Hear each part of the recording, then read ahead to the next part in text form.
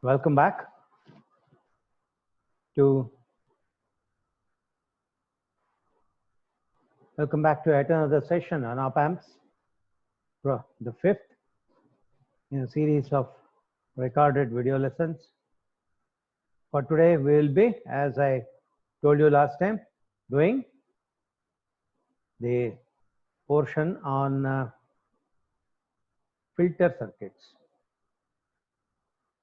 As you know, filter circuits are simply filters or circuits which are capable of, from a set of frequencies that are fed to them, capable of passing or blocking a desired set of frequencies. If there is a circuit which allows frequencies from 0 to a preset maximum, you call it as a low pass filter. If you build a filter circuit which allows frequencies only after a certain minimum is reached, that is, the cutoff frequencies, they block frequencies lower than the preset cutoff frequency and allow the higher frequencies, then you call it as a high pass filter. You can also build filters which allow frequencies that exist between two predefined limits, the lower cutoff frequency and the higher cutoff frequency. So when that happens, you have what is called as a band pass filter.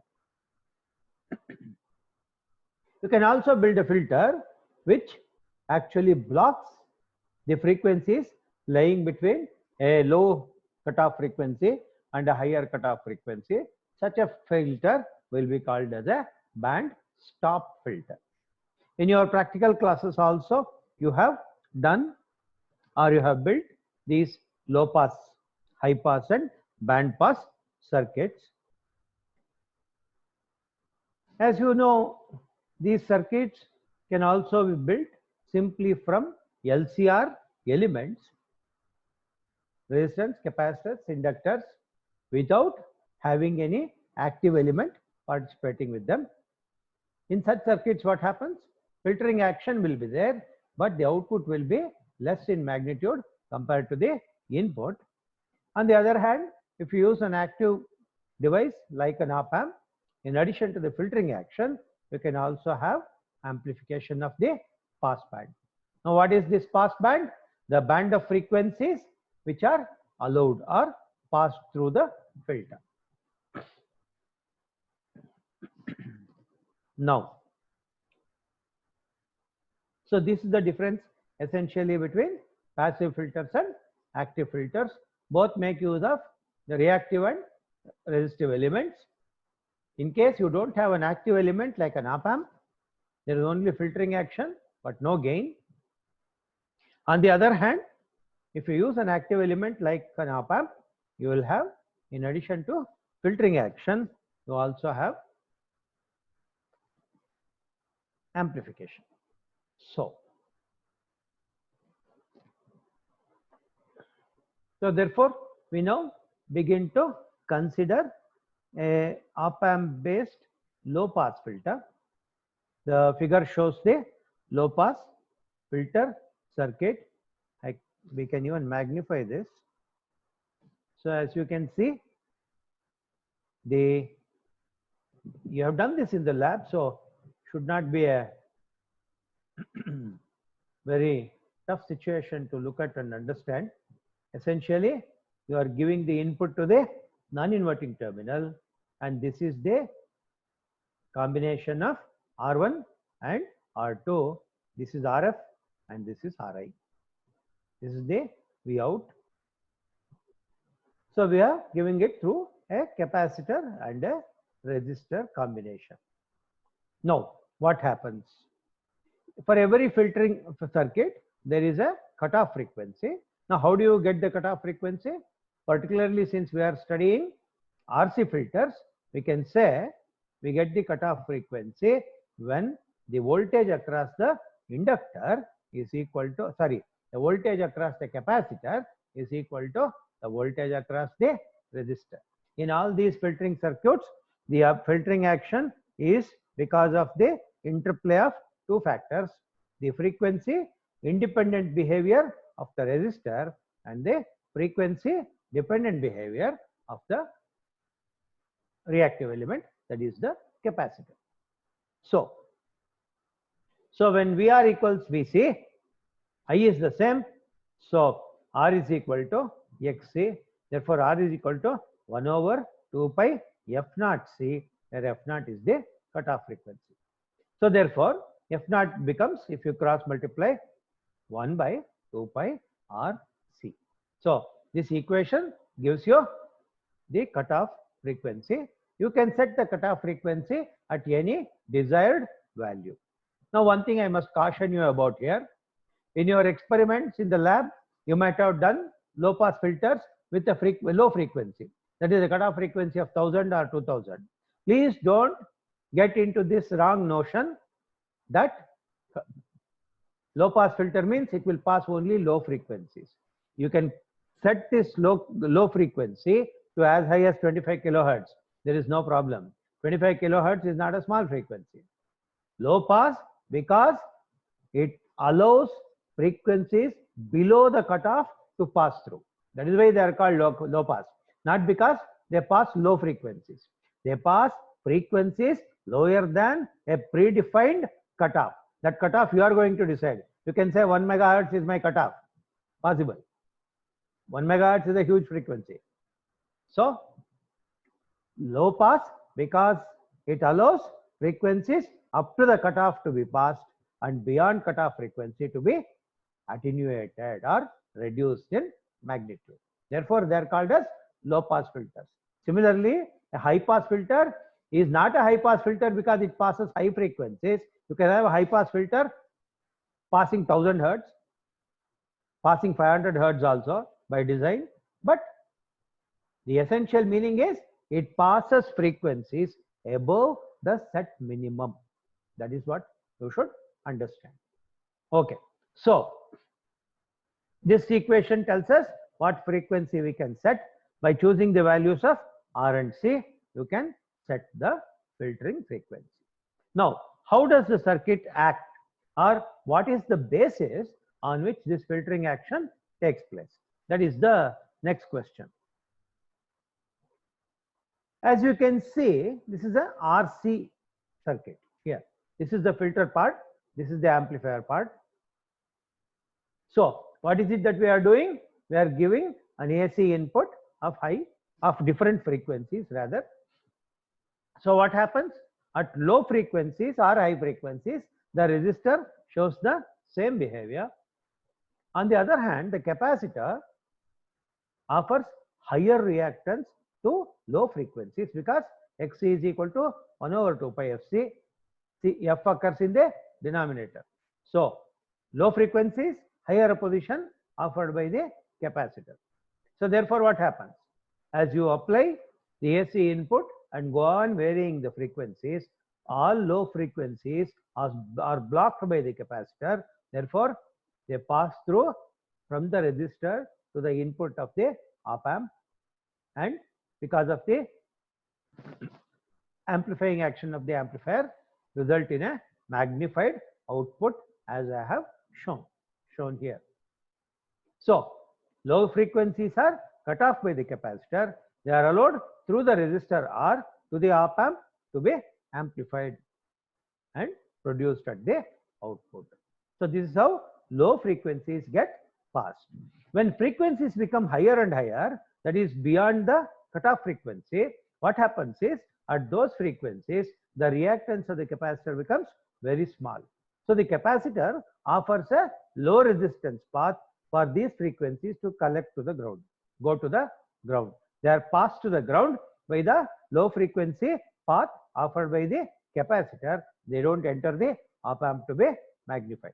So this is how you get the amplifying action and filtering action. Okay, shall we quickly go through this again? We are applying AC of frequencies starting from, let us say, 10 hertz to higher frequencies. At very low frequencies, the capacitive reactance is large. It blocks those frequencies. So they are passed to the amplifier through the resistor R they get passed, they get amplified, produce a high output. At very high frequencies, beyond the cutoff frequency particularly, what happens is the capacitor offers a low reactance path. For the high frequency AC signals, they are conducted to the ground. Nothing is presented to the amplifier to amplify. Therefore, those frequencies get cut off or chopped off. So if you want to look at what is the frequency response of such a circuit, this is typically the frequency response of a low pass filter. As you can see, some numbers are written here. Don't worry about the absolute values. This is the maximum gain. This is the range over which the frequencies are being comfortably allowed. Therefore, this constitutes the pass band. These are frequencies that are passed by the filter, amplified by the op-amp circuit. Once the desired frequency comes, where does it come? The cutoff frequency comes when the gain becomes half the maximum. Gain becomes half the maximum. If you apply the definition of decibels, it becomes a 3 dB point. Frequency at which the gain reduces by 3 dB. So when that happens, you draw a line parallel to the x-axis. It cuts the curve at some point, then drop an ordinate. You will find what is the resonant frequency. Sorry, the cutoff frequency. You can compare it with your theoretical design frequency for accuracy. So what is it that is happening here? In this region, gain is constant, and that gain is 20 log V out by V in. This is the corner frequency FC, up to which gain is practically constant, and you have reached the 3 dB point from where gain should reduce. Now the gain is reducing at a rate of minus 20 dB per decade. That means it reduces by 20 dB per decade. What is decade? If you are changing frequencies in terms of hundreds, 100 to 1000 is 1 decade. 1000 to 10,000 is another decade. So this is how the frequency response curve will look like. Now there are some calculations that you could have made to show what happens to the gain. I felt that these calculations were not quite required. If necessary, we can add in our notes. The ratio V0 by V in, which is the gain, is given by AVF by square root. The square root is the square root of 1 plus F by FC whole square. AVF is the gain with feedback. FC is the cutoff frequency. F is the frequency anywhere between 0 and where you want to stop. So this is about the low pass filter. Now we can now go on to the high pass filter. Now what is this high pass filter? The high pass filter, as the name itself tells you, allows frequencies higher than the cutoff frequency to go through and blocks frequencies lower than the cutoff frequency FC. So if you choose a cutoff frequency FC, let us say 5 kilohertz, then all frequencies below 5 kilohertz will be cut off, and frequencies above 5 kilohertz you will see are allowed. You have done these experiments, so it should be easy for you to understand. Again, if you want to set what is the cutoff frequency, then the same idea works. VR is equal to VC, so IR is equal to IXC. Therefore, R is equal to XC. R is therefore equal to 1 over 2 pi F naught C. Therefore, it's better to put a bracket, I think, here. So 1 over F naught C determines the cutoff frequency. Therefore, any desired frequency you can set. Now, how do we generally go about? The restrictions on the varieties of capacitors that you get in terms of values is more on the capacitor. Not all required values are available. It is far easier to choose resistors of value that we desire. So what we do is choose the C and then calculate R and use that R in the circuit. So As usual, this is our circuit diagram. Let us see how, as you can observe, the positions of the capacitor and resistor have been changed. Nothing else changes. R1, R2, the feedback resistor and the input resistor of the op amp for the negative terminal. Therefore, positive has, or rather the non-inverting terminal has the capacitor has the input connected, rather V in. Now what happens? As I told you earlier, this is the filter stage, this is the amplifier stage. So what happens?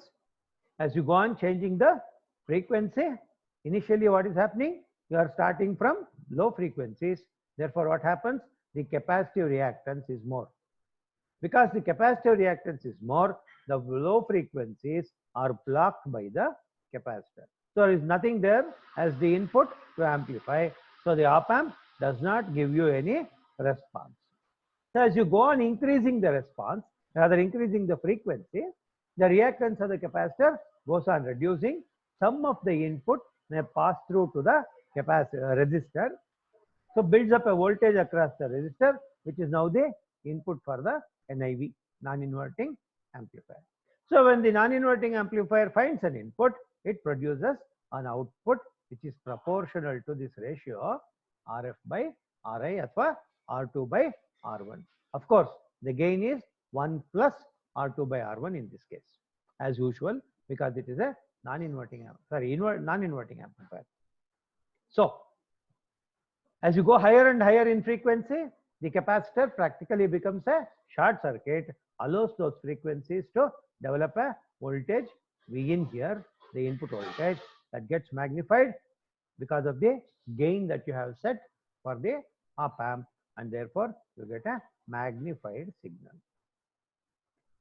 ಜ್ಞಾಪಕ ಇಟ್ಕೋಬೇಕು. ಅಲ್ಲಿ ಏನು ಮಾಡ್ತಾ ಇದೀವಿ? Previously we have put the capacitor as the voltage across capacitor as the input. So low frequencies are blocked by the capacitor. They are passed therefore through the circuit. Here low frequencies are blocked by the capacitor. So only higher frequencies will reach this point, become the input for the op amp. So that's how we are achieving the filtering action. Now coming to the frequency response curve. This is our frequency response curve. As we can see, initially capacitor blocks all low frequencies. So initially there is no frequency, or practically very low output is there. As the frequency goes on increasing, the gain increases. At the cutoff frequency, it becomes a maximum, and this region where the gain is constant, to call it as the pass band. Any frequency higher than this point will be amplified. So this is the slope this is the slope of the frequency response curve. What is the value of the slope? 20 dB per decade. If the gain stops, or rather varies in the attenuation region at 20 dB per second, you call it as a first order filter. If it varies as 40 dB per second, you call it as a second order filter. And if the gain falls off as 60 dB per second, then you call it as a third order filter. So what we are showing here is a first order filter. Now this 3 dB point, this is where the phase angle between the VR and VC becomes 45 degrees. This is where if you calculate the gain becomes half the gain at maximum. That's why it's called a 3 dB point. As you are aware, frequency can be plotted either simply as f or as log f. On the other curve, the y-axis, you will have the gain. So this is about the working of the high pass filter. Now what you have to do? You have to, if you want to calculate what is the gain, it turns out that the gain V0 by Vin is equal to AVF f by FC. I think f by FC also can have a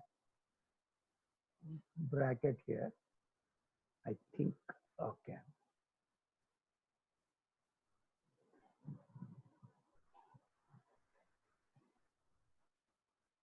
F by FC also should have a bracket. Sorry. Yeah. Square root of 1 plus F by FC whole square. F is any frequency that you are feeding. FC is the cutoff frequency.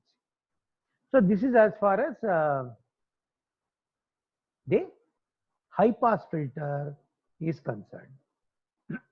Now, as I told you, there are two other filters. One is called the band pass filter. The other is band stop filter. As I told you, the band pass filter is one in which the circuit allows a predetermined low frequency to pass through up to a certain point, which is the predetermined higher cutoff frequency. So on the low cutoff frequency ಮತ್ತು ಒಂದು higher cutoff frequency ಗಳ ಮಧ್ಯೆ ಇರತಕ್ಕಂತ all frequencies ನ ಇದು amplify ಮಾಡುತ್ತೆ, pass ಮಾಡುತ್ತೆ. ಅದಕ್ಕಾಗಿ ಇದನ್ನ band pass filter ಅಂತ ಕರಿತೀವಿ. So what is this band pass filter doing here? Obviously it can be a combination of a low pass and a high pass filter. Two things can be done in this. As you can see here, I have used two op amps. One a low frequency high pass filter and the other is a higher cutoff frequency low pass filter. ಅಲ್ವಾ? ಯಾಕೆ ಅಂತಂದ್ರೆ initially ಏನಾಗಬೇಕು, ನಿಮಗೆ ಒಂದು ಬ್ಯಾಂಡ್ಗೆ ಬರೋವರೆಗೂ frequencies pass ಆಗಬಾರ್ದು. So ಅಲ್ಲಿಗೆ ಅದೊಂದು ಹೈಯರ್ ಕಟ್ ಆಫ್ ಫ್ರೀಕ್ವೆನ್ಸಿನ ಅಲೋ ಮಾಡ್ತಕ್ಕಂಥ ಸರ್ಕ್ಯೂಟ್ ಆಗಬೇಕು ಅಥವಾ ಹೈ ಪಾಸ್ ಫಿಲ್ಟರ್ ಆಗಬೇಕು. ಒನ್ಸ್ ಆ ಫ್ರೀಕ್ವೆನ್ಸೀಸ್ ಪಾಸ್ ಆಗಕ್ಕೆ ಶುರು ಮಾಡಿದ್ಮೇಲೆ ಅದಕ್ಕಿಂತ ಹೈಯರ್ ಫ್ರೀಕ್ವೆನ್ಸೀಸ್ ನ ಪಾಸ್ ಮಾಡುವಂತ ಸರ್ಕ್ಯೂಟ್ ಬೇಕು. ದೇರ್ಫೋರ್ ಏನಾಗ್ಬೇಕು, ನಿಮಗೆ ಕೊನೆಯಲ್ಲಿ ಒಂದು ಲೋ ಪಾಸ್ ಫಿಲ್ಟರ್ ಬೇಕಾಗುತ್ತೆ. So input initially is a lower cutoff frequency high pass filter and the second stage is a low pass filter with a high cutoff frequency. Low cutoff frequency ಇರತಕ್ಕಂತ high pass filter, higher cutoff frequency ಇರತಕ್ಕಂತ low pass filter ನ ಒಟ್ಟಿಗೆ ಜೋಡಿಸ್ತೀವಿ. ಉದಾಹರಣೆಗೆ ಈ high pass filter stage ಇದೆಯಲ್ಲ, its cutoff frequency can be 2 kilohertz.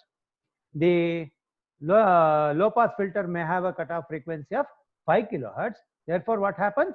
All frequencies between 2 kilohertz and 5 kilohertz will be passed. Therefore, what happens? The pass band becomes 2 kilohertz to 5 kilohertz. Frequencies below 5 kilohertz will be 2 kilohertz will be cut off. Frequencies above 5 kilohertz also will be cut off. Now, there are two ways of doing this. In your lab also, you have done this experiment and you found that the pass band ideyala, the frequencies over which the gain is constant ideyala, maximum and constant ideyala, idu pass band. You saw that for us in the laboratory the pass band was not very large. Pass band was very narrow. For that there can be two reasons. As you remember, we have used two op amps only in that circuit also. Theoretically, it should give us a large band amplifier. In other words, we should get a band pass filter with a wide band. We got a low band because for it could be two reasons. One is that the second stage might not have been working properly, which you may not have checked.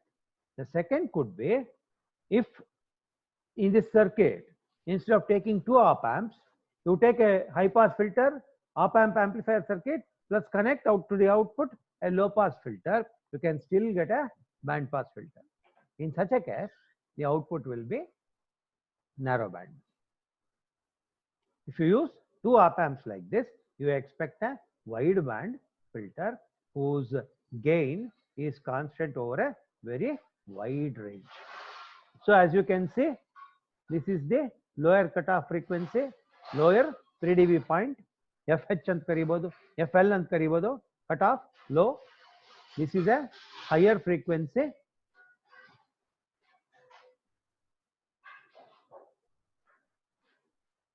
This is a higher frequency cutoff, FH ಅಂತ ಕರಿಬಹುದು. ಈ FH ಗೋ FL ಗೋ ಮಧ್ಯೆ ಇರತಕ್ಕಂತ band of frequencies ಏನಿದೆ, that is called as the pass band. In these circuits, there is something called a central frequency. What is that central frequency? You can see here the midpoint of the pass band. You call it as F center. ಈ F center ಇದೆಯಲ್ಲ, ಇದಕ್ಕೊಂದು significance ಉಂಟು. ಈ F center ಏನಪ್ಪಾ ಅಂತಂದ್ರೆ, you might recall your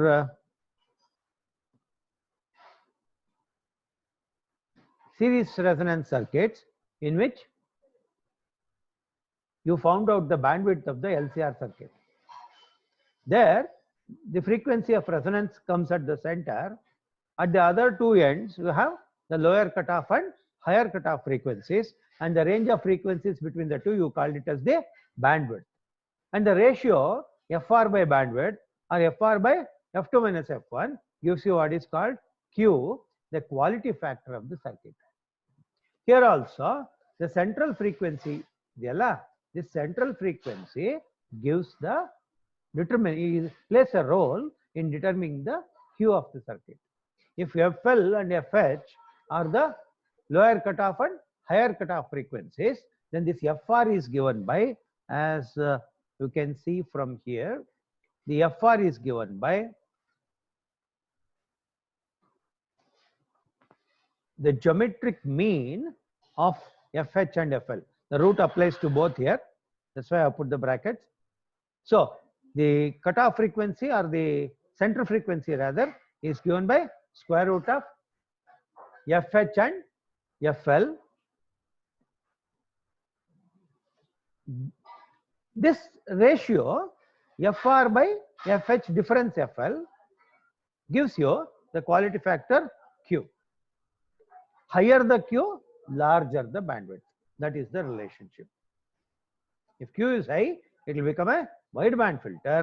If Q is low, it will become a low pass filter, narrow band filter. So these are some of the aspects in filters that we should know.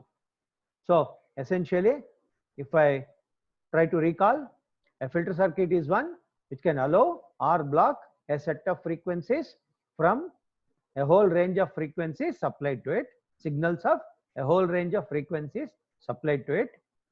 If it allows frequencies lower than the cutoff frequency, you call it as a, and blocks the higher frequencies, you call it as a low pass filter. If it blocks frequencies up to the cutoff frequencies and passes higher ones, you call it as a high pass filter. If it passes frequencies lying between a minimum and a maximum, you call it as a band pass filter. If you can stop frequencies lying between a low and a high cutoff, allow the other frequencies to pass through, you call it as a band stop filter. Usually filters make use of at least one reactive element. Therefore, you have RC filters and LC filters. So we only studied RC filters here. You can also build band pass and band stop filters using LC elements. So if you have just the CR circuit as source for inputting AC signals and an output that makes a passive filter, you will have filtering action but no gain. If you use an active device like an op amp, you can have filtering action with the pass band amplified. There are two types of filters, low pass and high pass, that we have studied. In each case, we know what is the expression for gain, and we also looked at the frequency response of a band pass filter, which makes use of a cascaded high pass and a low pass filter. The first part here is a high pass filter with a lower cutoff frequency, and the next stage is a low pass filter with a high cutoff frequency. I think this should do as far as the filter circuits are concerned. The next session we can go for feedback circuits. We look at all the four types of feedback and the variation of input and output resistances because of feedback. Then we look at the positive feedback and the oscillator circuits. Then we need another session to work out problems and look at short answer questions. So roughly 3 more sessions are at least required to complete these portions. Okay. For now we shall stop. Until we meet again. Thank you and bye.